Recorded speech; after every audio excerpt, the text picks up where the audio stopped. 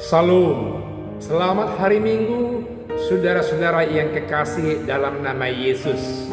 Mari kita bersatu dalam doa. Damai sejahtera yang senantiasa menyertai saudara-saudara sekalian di dalam Kristus Yesus Tuhan kita yang bangkit itu. Amin.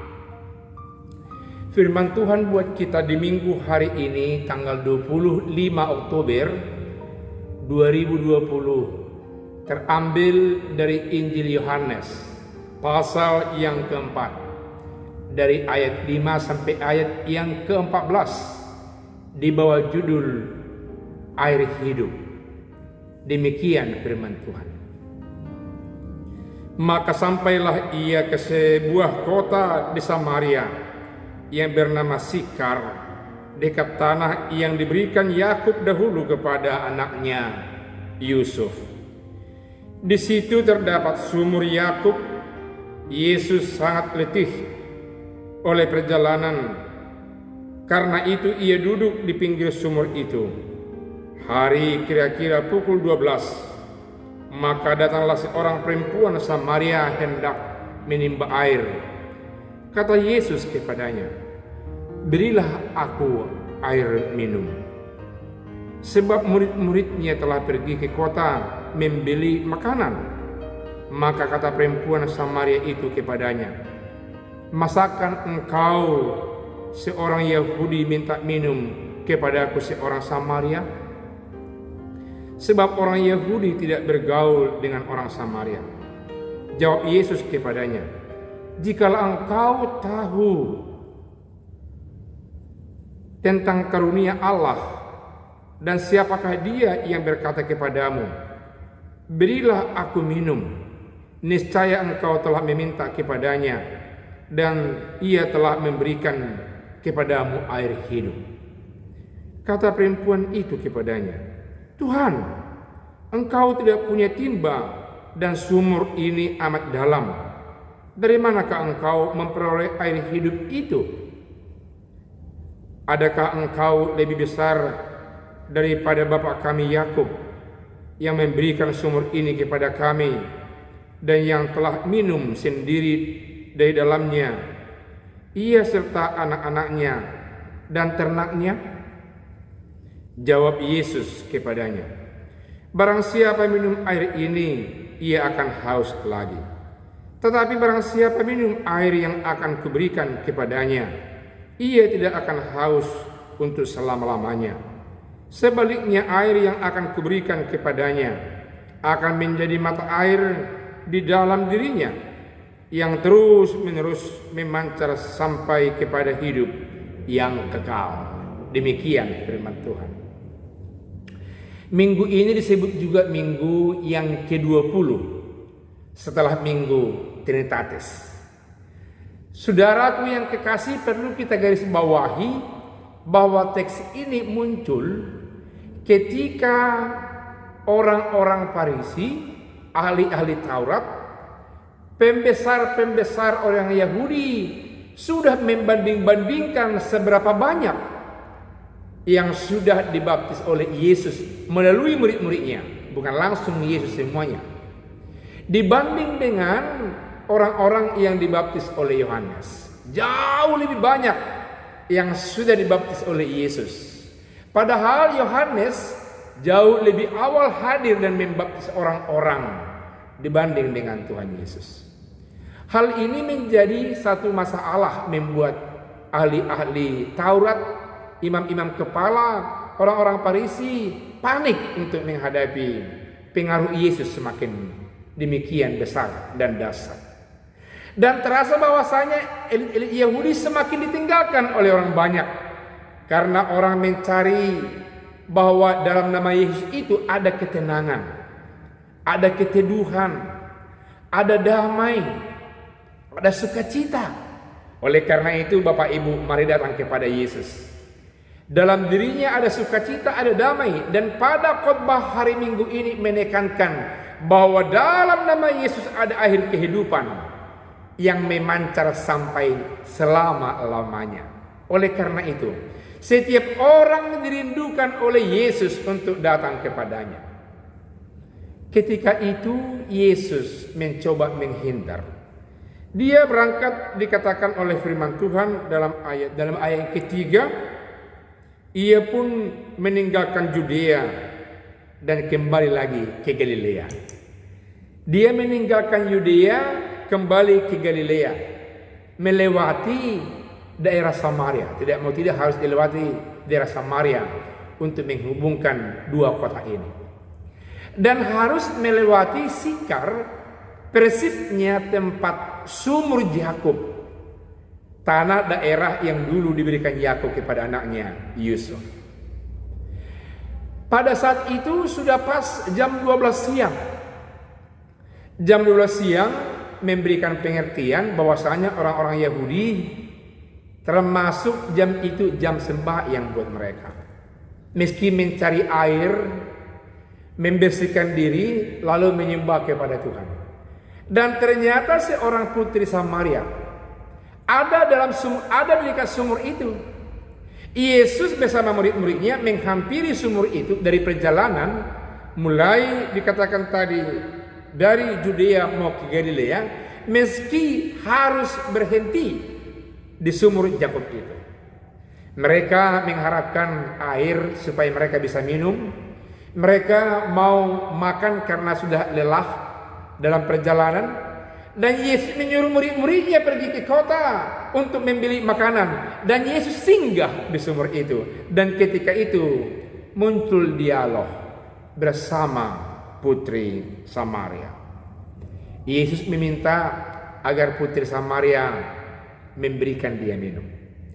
Lalu putri Samaria berbicara dan memberikan respon kepada Yesus sesuai dengan kondisi yang ada, kondisi yang real. Kita tahu bersama bahwasanya ketika itu orang Samaria bersama dengan orang Yehuda, orang Yahudi tidak memiliki hubungan yang harmonis lagi. Ada ketegangan sosial. Mereka malah saling bermusuhan dan tidak pernah lagi saling membela, saling mengasihi antara satu dengan yang lain. Ini terpaku kuat di pikiran, di hati putri Samaria. Manalah mungkin engkau meminta minum kepada seorang orang Samaria karena kita berada dalam suasana yang tidak pasti, hubungan sosial, hubungan ekonomi, hubungan yang lain di tengah-tengah kehidupan sehari-hari. Itu respon putri Samaria. Dan ini benar, saudaraku yang kekasih. Dia berpikir apa adanya. Dia berpikir sesuai dengan tatanan masyarakat, tatanan bangsa yang berlaku pada saat itu. Lalu Yesus memberikan respon. Dikatakan Yesus, seandainya engkau mengetahui kasih karunia dan mengetahui siapa dia yang meminta kepadamu untuk diberikan air minum, tentunya engkau sudah akan meminta kepada dia air kehidupan dan dia akan memberikan air hidup kepadamu. Saudaraku yang kekasih, kalimat Yesus ini merupakan kalimat yang mensugesti putri Samaria, yang membuat putri Samaria menjadi kaget. Siapa dia gerangan yang di depan saya ini?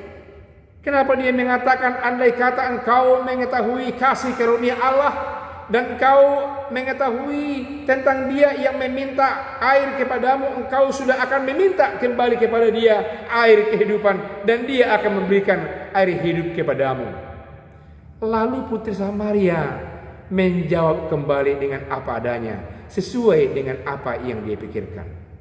Tuhan, dia mengatakan Tuhan.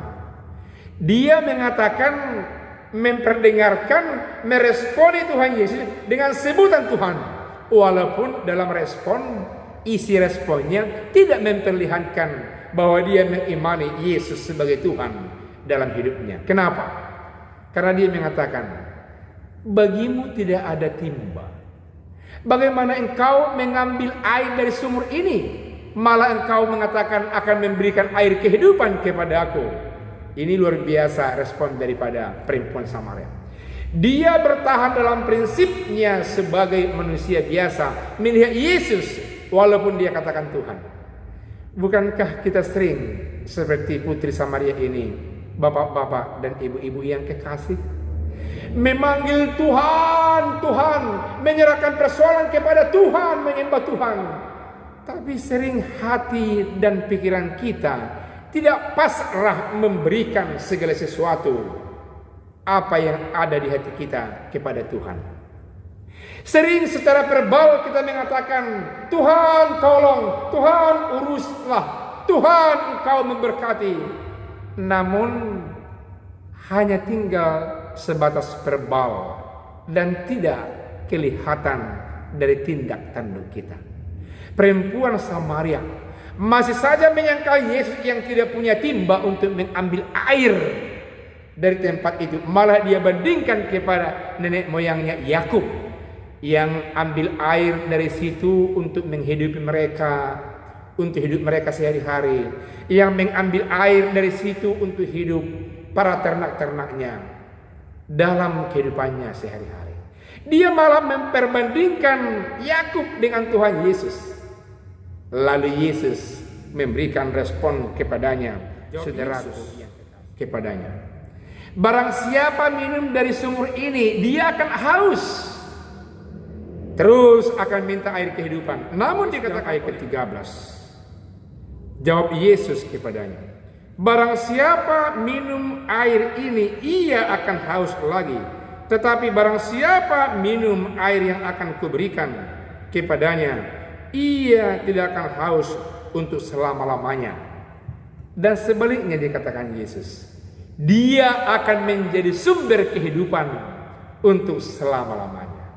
Luar biasa sugesti cara Yesus menanamkan iman percaya kepada perempuan Samaria yang berpikir secara logika, secara sosial, secara pikiran manusiawi. Tapi Yesus mencoba mau mengubah cara pandang dan iman percaya putri Samaria itu. Putri Samaria mengatakan, apakah engkau lebih besar dari moyang kami Yakub, yang memberikan air minum ini kepada anak-anak cucunya dan sekaligus kepada kambing dombanya? Mengapa engkau katakan bahwasanya engkau akan memberikan air hidup? Lalu dikatakan oleh Yesus, memang sumur ini, air ini, jika diminum akan terus haus, tidak akan berhenti haus. Tapi jikalau engkau meminta daripadaku, aku akan memberikan air yang tidak akan pernah membuatmu haus lagi. Malah engkau akan menjadi sumber air hidup yang kekal sampai selama-lamanya. Sehingga dikatakan oleh putri Samaria dalam ayat yang ke-15 dikatakannya demikian.